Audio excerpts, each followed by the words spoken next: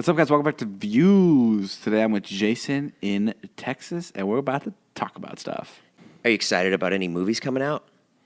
No. Yeah, me neither. All right, dope. Let's roll the intro music.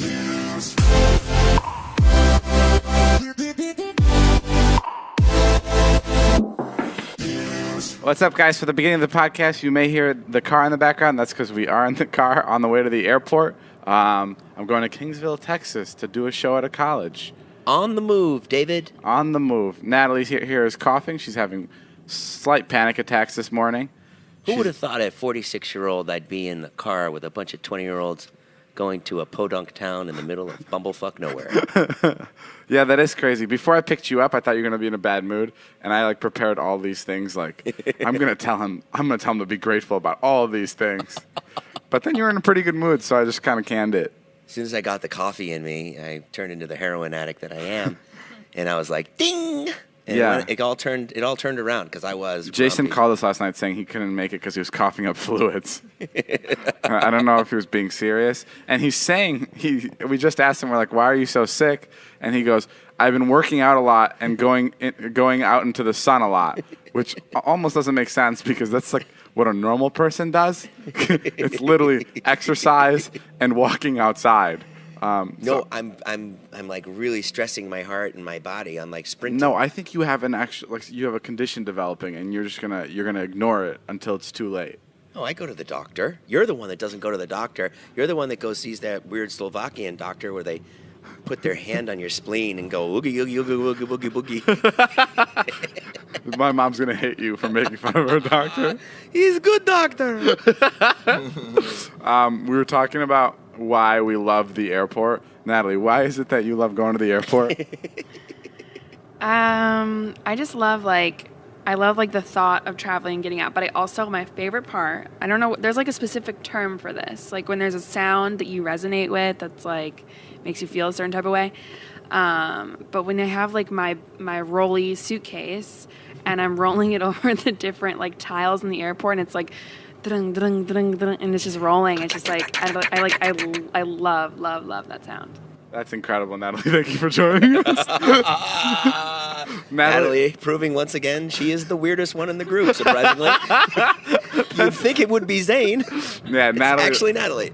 I was also saying I love the airport. My friends and I used to go there, and we would ride the train because we couldn't actually buy a ticket, and we would just sit at the airport.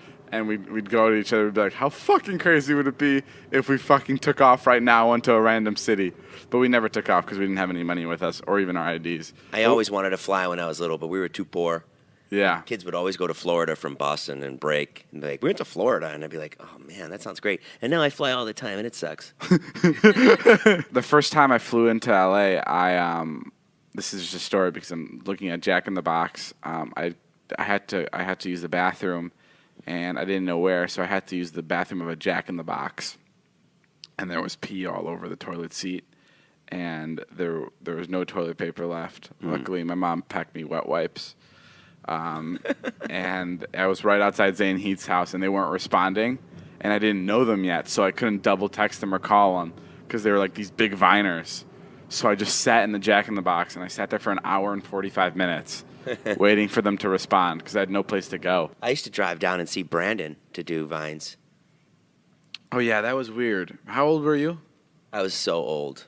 I was in my 40s. You were in your 40s, and how old was Brandon? He was like 19. And you would drive to San Diego to Vine with him, right? Yeah. Fullerton, which is, pretty far. What did his dad think? His stepdad came out once, and we were in the car because Brandon wouldn't let me in the house. So I'd be like, okay, and he's like, you can't come in the house. There's like a ton of people sleeping there. They had like lots of stepbrothers like living at the house and sleeping on the couch. And I would go down really early in the morning so I could come back and take my kid to basketball practice or whatever. So it was always Saturdays. Christ. Saturdays at 7 a.m. I would wake up to go shoot Vines with a 19-year-old kid. Yeah, that's how desperate I was. And then Chris Hansen walked out. I went, what are you doing here? I'm just here to shoot Vines. That's not true. His stepdad knocked on the window once. Of the car? Yeah, and was like, you took the trash out, Brandon? He was like, yeah. And then he just gave me a long look in the eyes. And I was like, hi. how you doing? Oh my god. Yeah, it was awkward. But I loved Brandon. I mean, Brandon I thought was so Whoa, funny. whoa. Hey. Let's cut this out. No, but I did. I loved Brandon. It was worth it. I love being dirty. I loved his like style of vines and comedy. I thought he was so funny and so young. And nubile. and such a twink. And I would bring him Twinkies to kind of pass the message that I thought he was sexy, but he never got it. Yeah, that's weird hanging out with a 19-year-old boy. I hung out with you when you were 20, you dumb fuck. I know, but I lived out on my own. It's like weird going to visit someone at their family's home. Yeah, he never let me in the house again. Yeah. All the vines, if you ever go back and watch them, they're on the street or in the car. Because he was too scared of his family seeing you. Yeah. Wow. But that was okay. I never did anything sexual with him at all. I just wanted to I say know that. You don't have to fucking tell me that. Do you know that, David? What? You know, I'll be honest, I'm actually scared of recording this podcast right now here in the car. Because the audio will be bad? No, because I'm scared that we'll finish it by the time we get to the airport, and then you'll have no reason to come with us on this trip. And you'll call an Uber back. I did try to bail last night. Yeah. Something happens to me at night. I turn into like a werewolf. Jason was trying to bail, and my excuse was, if you leave, we can't do the podcast. Yeah. Can't feed your kids. The podcast. So now he's here. Oh, yeah, and then Natalie lied to Jason, told him that the tickets were $5,000. And that was great. I believed it. And Jason was like, they were $5,000? And Natalie's like, yeah, Jay, it's so expensive. Carly and I are fucking cracking up in the back. That's funny. This next segment of the podcast is called Joe's Teeny Weeny Podcast. It's where we give our editor friend 25 seconds to say and do whatever he wants in return for editing our podcast. Joe, you're on now. What's up, weenies? Welcome back to another special edition of the JTWP. Today we're going to be doing a new segment called Reading with Joe. This is a part 1 of 87 of a book we're going to be reading called Women and Money, Chapter 1. When women and money... This was your idea, David. This was your idea. Please. What part was my idea? I still have 5 seconds. The teeny weeny was your idea. Because I didn't want to fucking pay him. I was like, just do some time. Guys, can I finish That's the it. rest No, of the it's paragraph? 25 seconds. That's all the time we have. It's just a paragraph. Give him the time. No, that's all. I want to see the bit. No, fuck that, bro. Give him the time. I cut him off. It's not fair. Okay. That was the bit. That was the bit. It's just him reading. I'll finish it, though. Okay. Okay. All right, we'll let him read a little bit. Go. Okay, so imagine... It's called Women and Money. So it's the- how to make money if you're a woman. Okay, go. Okay, so imagine my surprise when I learned that some of the people closest... Okay, learn how to Closest- give me this shit. All right, that's all the time we have. Yeah, I gave Joe that job because I just figured that instead of us paying him, he can just talk and maybe take up some time. It's like a double win for us. He takes up time, we have to work less, and then he does more work on top of it for free. And you call me cheap. Yeah, well, but it's actually I think fucking us because I think we're losing so many listeners when he goes on. So I think No, I think people my love plan it. has worked backwards. Oh, Suze Orman. I love Suze Orman. Throw the book away, quick. We're not podcasting. We can go. You want to just take it from the middle? Yeah, go. We went to go see the Billboard today. Yeah, we saw David's got a new billboard. Yeah, From Fanjoy, which is great, with his merch. It says David's Vlog. It's a very beautiful picture. Fanjoy got us 2 billboards. It's the merch company I work with for the merch, and one of them happens to be literally hidden behind a building.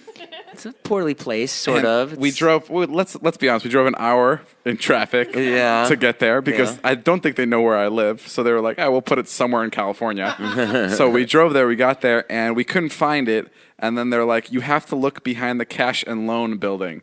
So we looked behind the check cashing place. the check cashing place, and there it was. Yeah. All we had to do was get on the hood of our car and jump up and down and maybe see the top half of our faces on the billboard. It looked like a German designer went for broke and was like, "I'm going to bring my clothes to America," Yeah. and then got a poor placement somewhere. It was a very bad placement. Yeah, but that's okay. And then we threw eggs at it.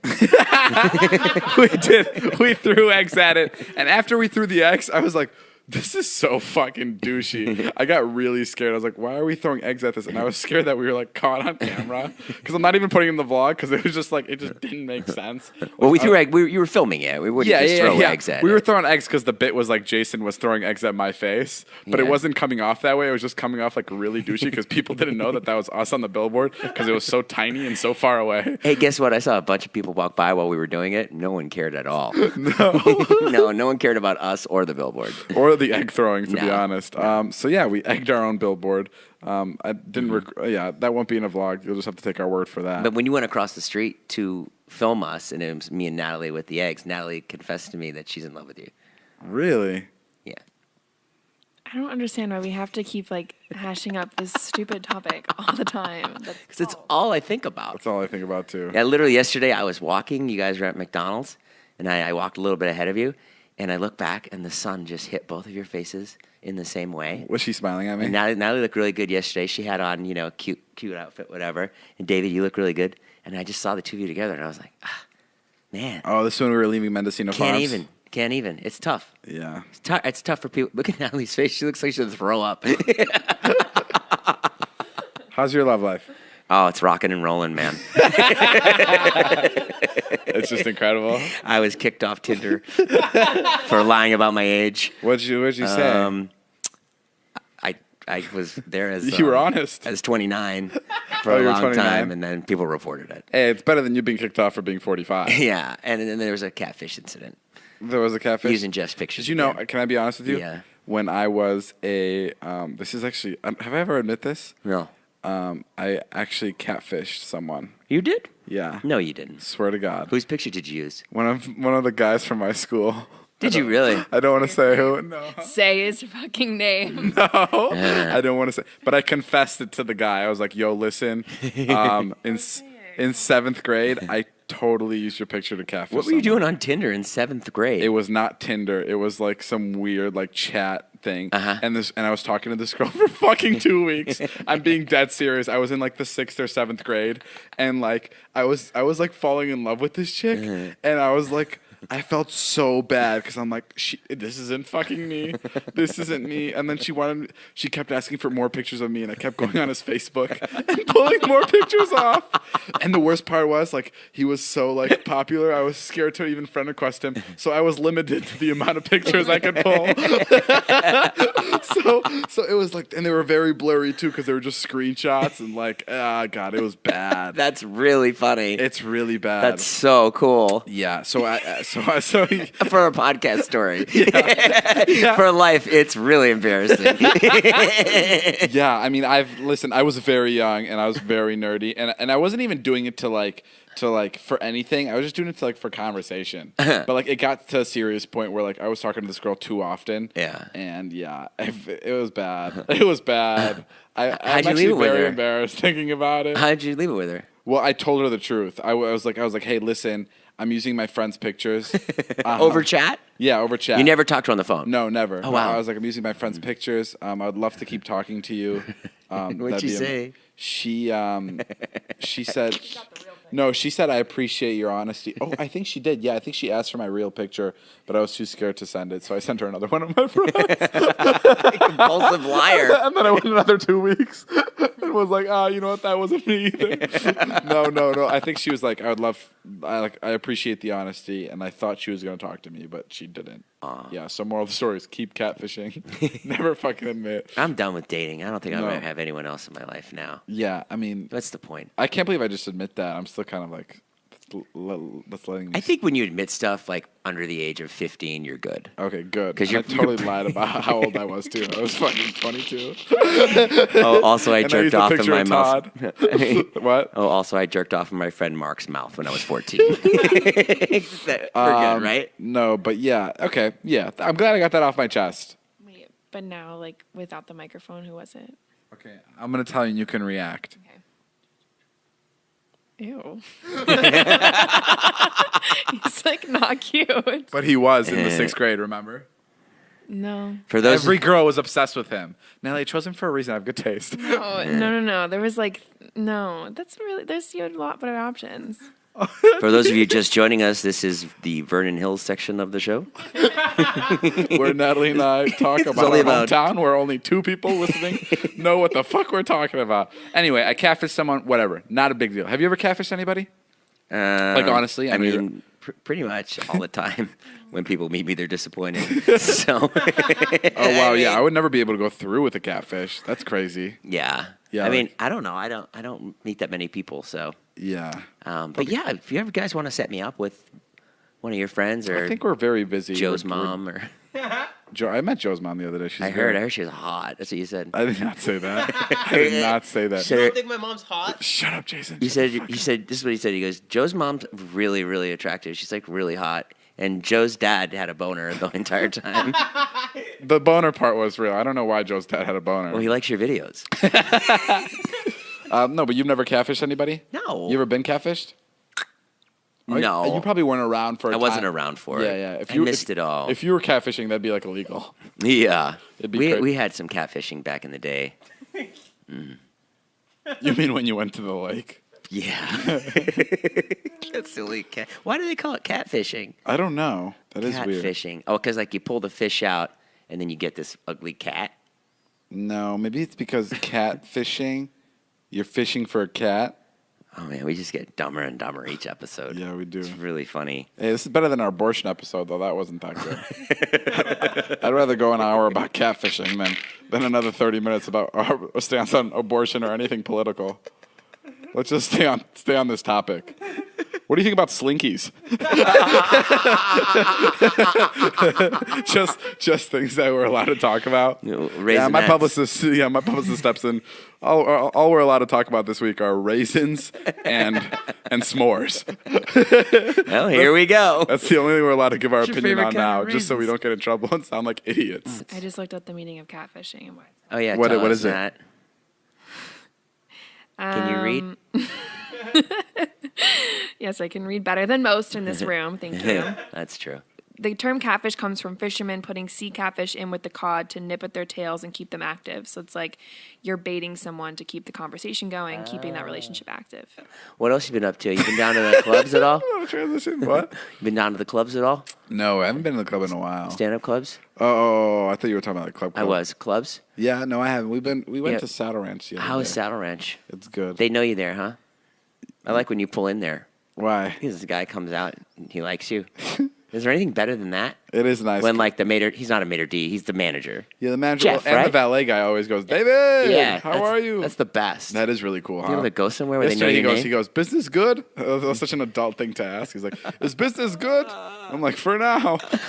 I ran into a YouTuber yesterday who's like really, really successful YouTuber. Yeah. And I was in my Tesla Yeah. that you got me.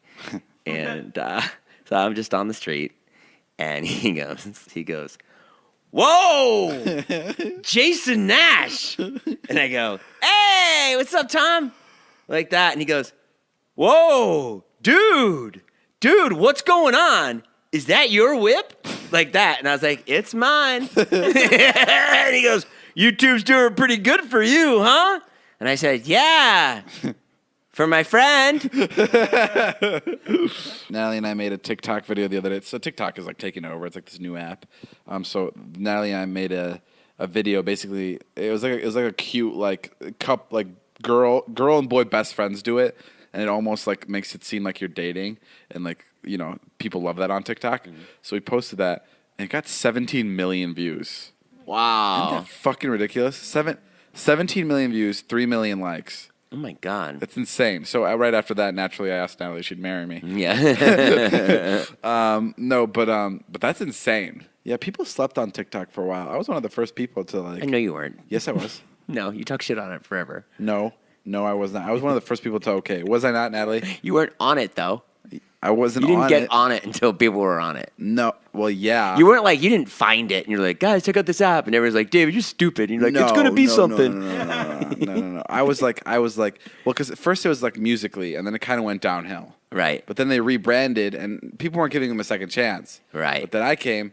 I'm talking about in our friend group. Okay. And then in our friend group, I was like, guys, seriously, try TikTok. And not all our friends are obsessed with it.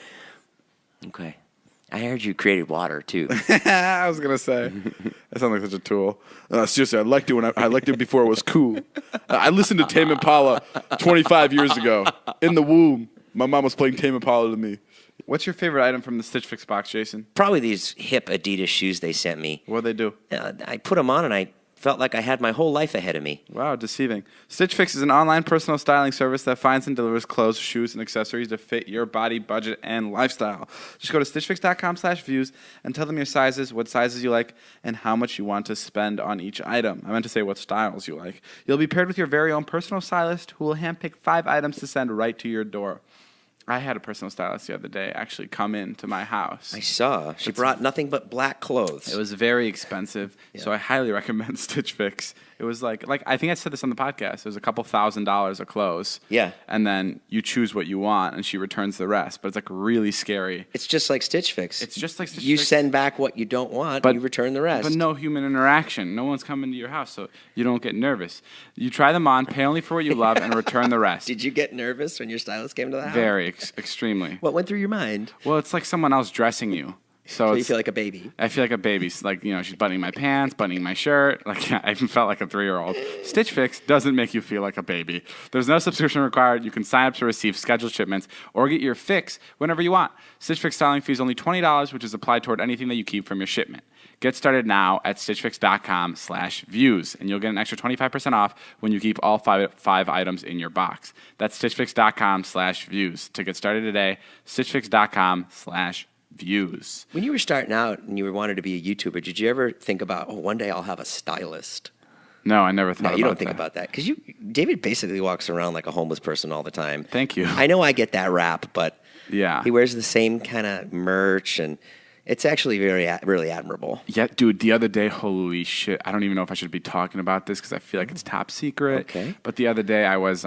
it was the season. It's my show wrap. On Congratulations! Thank you. Your On first TV Nickelodeon, show. it's completely done. Great. And I always wear black because I'm like I can't wear anything else. It just doesn't make me feel good. Right. And they were super cool. And they were like, okay, cool, just wear all black. So every day I wore the same T-shirt. Great. But for the finale, I was like, okay, I'll spice it up. Give me something like give me a cool jacket. Oh, I saw this on Instagram. So they gave me a cool. Well, no, they gave me a suede jacket, like a blue suede jacket. Uh-huh. And I loved it so much. I looked at the price tag. It was $2,000. Oof. $2,000. Oh man! And I think they borrow it from places. They don't actually buy the stuff. Mm-hmm. They just borrow it. And then at the end of the show, it wrapped. Everybody was like high-fiving each other, and I go, "Can I keep the jacket?"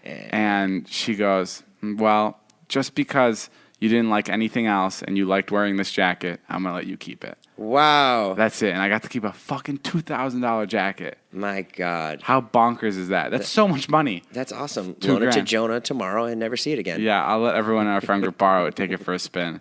No, that was the best. We shot with Tom Kenny the other day, which is SpongeBob SquarePants. yeah, he's the voice of SpongeBob.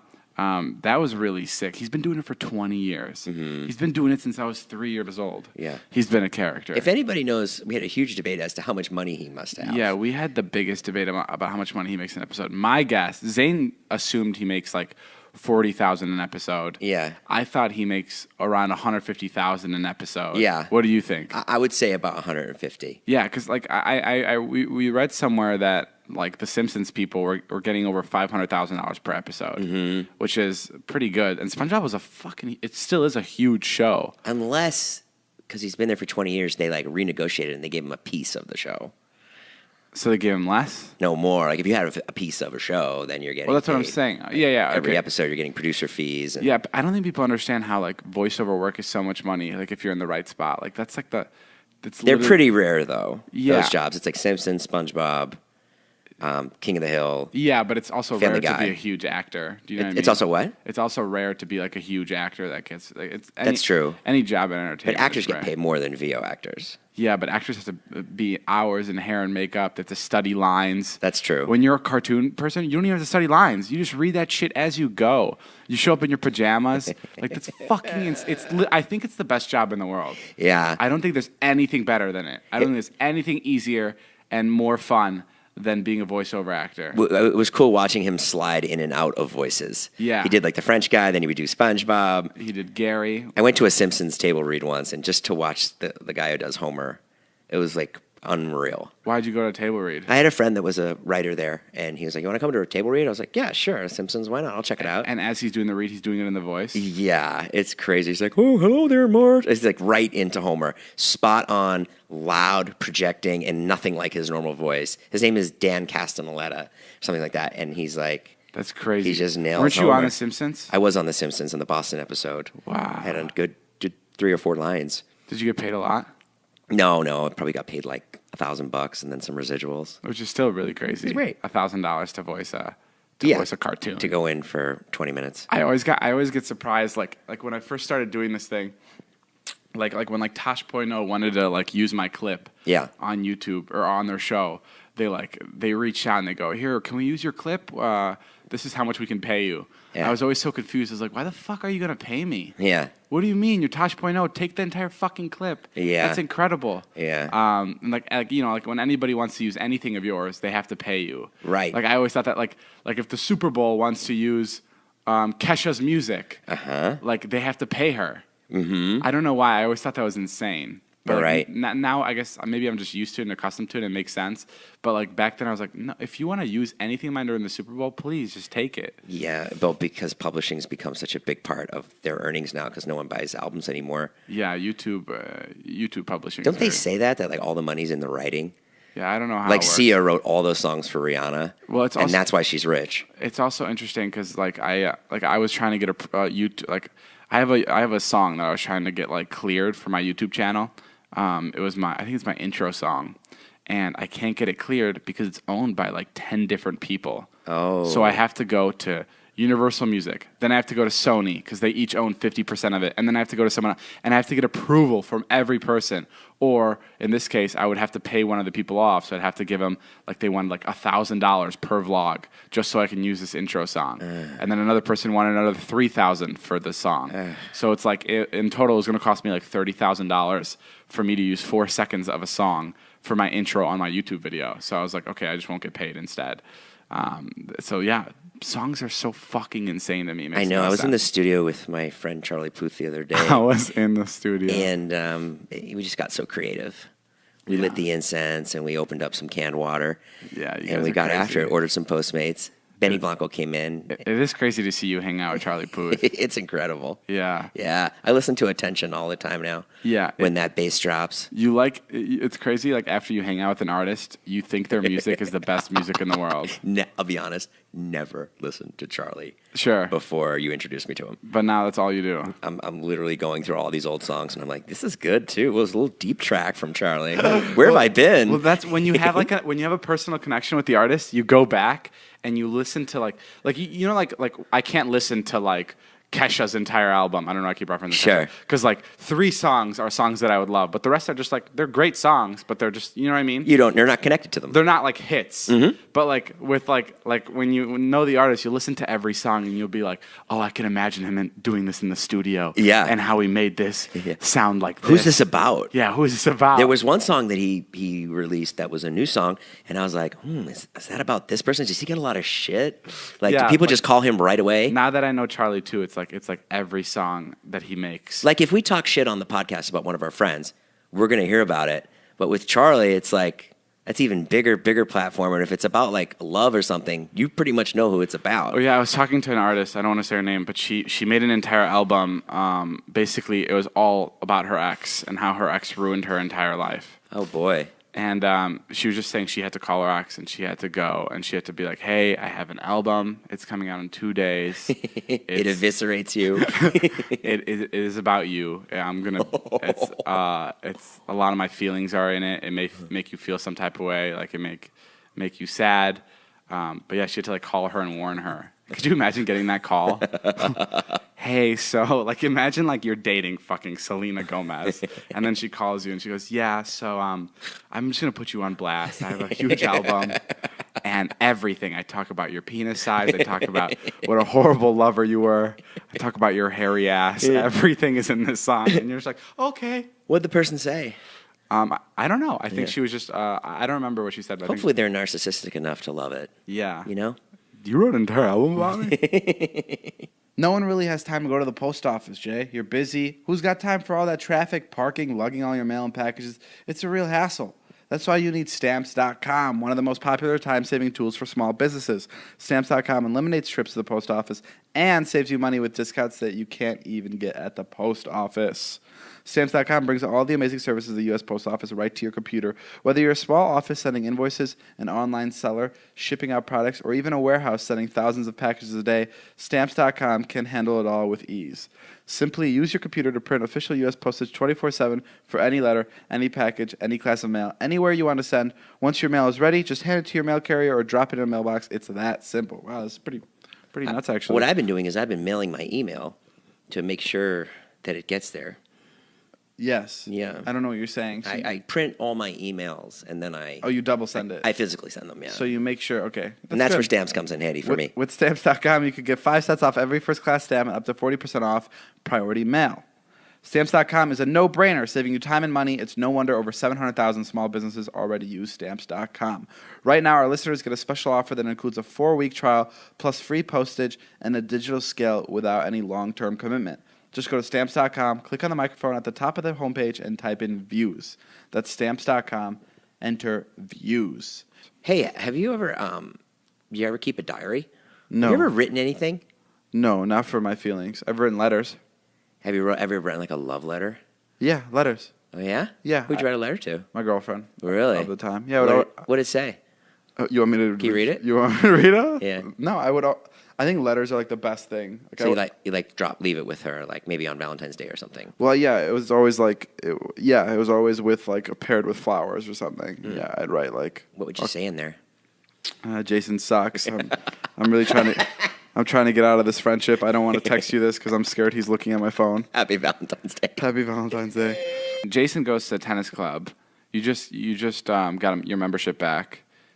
It's how much does it cost? It's a lot, David. Let's move on from the price. No, the price is the important part. No, I don't want to say how much it is. Really? Yeah, it's ridiculous because people aren't going to understand. You get the money when you sell the membership. Great. It's $20,000. Oh, come on. We can explain it. You get it back, though. Yes, I understand that. It's so like when I sold it last time. Hold on, let me explain. Let me bring people in. Jason goes to tennis club where it costs $20,000 to be a member, which is ridiculous. But here's the catch. It's basically like buying a house. So you're buying into the club, like you're buying a portion of the club. So then when you leave, like if you ever decide you don't want to be a member anymore, you sell your portion of the club. It's like having stocks, or it's like owning real estate or anything. Except you don't make any money. Except you don't. Well, you could. If the price of the club goes up, then you could sell it for higher that's true. than you bought in for. So Jason, you were telling me like 30, 40, 50 years ago, the membership was like $4,000, right? Yeah. And now it's at $20,000. That's true. So those people would, realistically be making $16,000 if they sold their membership. True. It's a really nice club. It's at the top of Mulholland, which is like the nicest like street in all of LA for views. Yeah. And it sits like on top of like a hill. You got like it's a beautiful view of the city of downtown. And I can't explain like the reason why I've lost weight is because I joined that club. Yeah. So I'm guys, every day. There's your inspiration. If you need to lose weight, fork up $20K and you'll lose 5 pounds like Jason did in the last 7 months. I'm not paying for a trainer. Yeah, sure. I'm not paying a lot per month. It's really funny. And the other day I went to go play tennis. And Jonah was coming late, and Jason just couldn't wait for him anymore. And you can't be at the club if you're not a member. So right. Jason was just like, I'm going to go. You wait here for Jonah. Don't make a scene. Don't make a scene. You just play tennis. Don't say that you're not here without me. And then Jason leaves. I'm playing for like 20 minutes.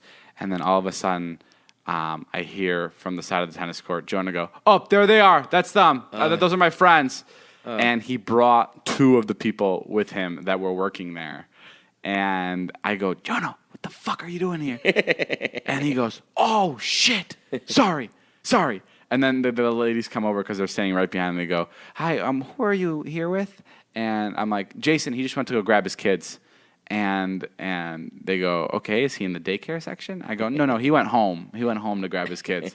And they go, okay, you need to leave. Oh. And I was like, fuck. And Jonah's like, Jonah's like, I'm sorry, I fucked it up for you guys. I'm really sorry. I'm just gonna go. I'm sorry. He goes to the woman. He goes, I'm sorry. I'm just fat. I'm fat and stupid. And the woman does not find that funny at all. She's really nice too. Yeah, but She's he been goes nothing but nice getting into that club. He goes, I'm sorry. I'm fat and stupid. I'll just go. Let them stay. And the lady's like, no, everybody has to leave. So then we got kicked out of the club. Luckily, Jason can still go there. I was furious when you texted me. Yeah. Because that is like my one thing that I have. Everyone at the club. And it's rude. It's rude. Why doesn't he have social skills? Everyone at the club was really nice because they're all so loaded. They have nothing to do but just wave at you. Everyone was like, hi, hello. It was fucking crazy. Hey, what do you think about this? I got a bunch of live shows coming up. A lot of people asking me for free tickets. Really? A lot are of you friends. trying to plug your shows in? No, not at all. Should I give everybody free tickets? Should I give everybody free tickets to the Miami show on June 19th at 7 p.m. at the 22nd. Coliseum? September 22nd. I mean, like, now friends are like, hey, I want to come see you. And I'm like, oh, yeah. So I've been giving away, like, I'll put your name. Oh, my God, you're so cheap. You can't even give your friends tickets. Are you being fucking serious? No, I was just asking your policy on it. You can't give your friends free tickets because it takes away from I'm not doing 3,000 seat theaters. I'm doing like 300 seats. You can't give your friends tickets because it takes away from the paid tickets. I've given away a bunch of tickets. Jason, come on. Well, where do you draw the line? If it's somebody like Nick Uhas, the scientist, does he get free tickets? Yeah, he gets free tickets. Okay, I'm just asking. How many tickets are you giving away? At least like 6 or 7. Oh, my God. I'm just kidding. Jay, you fuck. No, I'm going to give him free tickets. I just really wanted to plug the show. So I'm with we're with Natalie and Carly, who I mean everyone in this car was in a relationship in the last 2 years. They've been in a relationship at one point.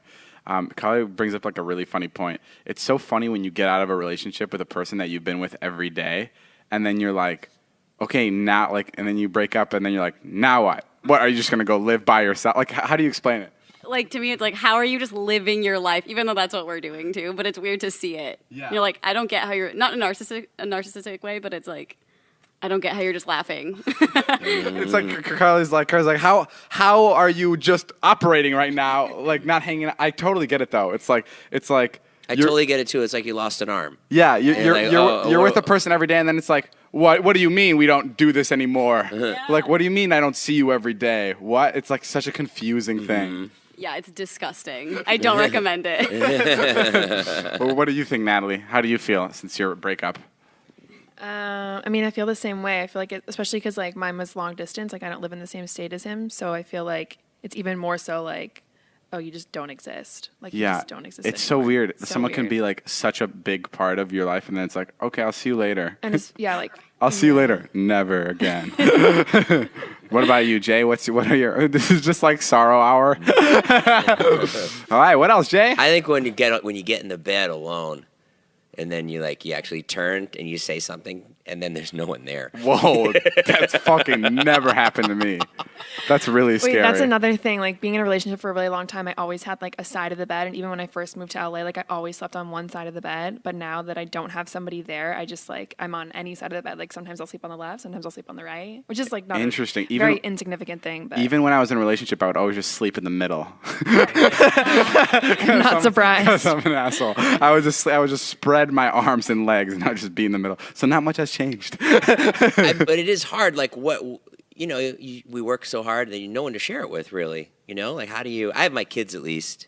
Yeah, I guess you're right. I don't know. It is a really weird Or thing. what do you do when something good happens? Who do you tell? Yeah, I guess that was kind of the toughest part. Is like when good things would happen. Yeah. And you just have to tell your other friends that like aren't as close to you, and like you wouldn't care about their reaction as much. I tell my ex-wife the good things, and she's like, "Why are you telling me this?" All right, guys. Well, that's all the time we have for today's podcast. What already? How can you do this to the people? I know, but David, you've got to give them a little bit more. there'll be another podcast next week. That's right. We put Same out videos. Same amazing duo. Find us on Instagram. Find us on Twitter. Go buy our merch. Go see me live September 7th in San Everything's Diego. available. Well, Why do you cut me off when I plug my show? Did you hear that? You slid under. You plugged it in earlier. I didn't give any dates or times or what I'm going to be doing. We have a new billboard for my vlog and my merch out. Go check it out. Go David check it hates out. You probably won't be able to fucking find it because my merch company thought it'd be great to hide it behind a building. Go to my pop-up this weekend, Century City Mall in L.A. Free. Ooh, that sounds like fun. Yeah, it's going to be a blast. I'm going to go out and I'm going to It's nice when crowd surf. you're going to crowd surf. Yeah, through all the people. I hope the 3 people can hold you up. I hope the 3 people that come will be able to support you. Those 3 guys that are play for Sherman Oaks high school football team. Make sure you come because I'm going to need you to lift me. All right, guys. Thank you, guys. We'll see you later. My name is Jeff. Bye.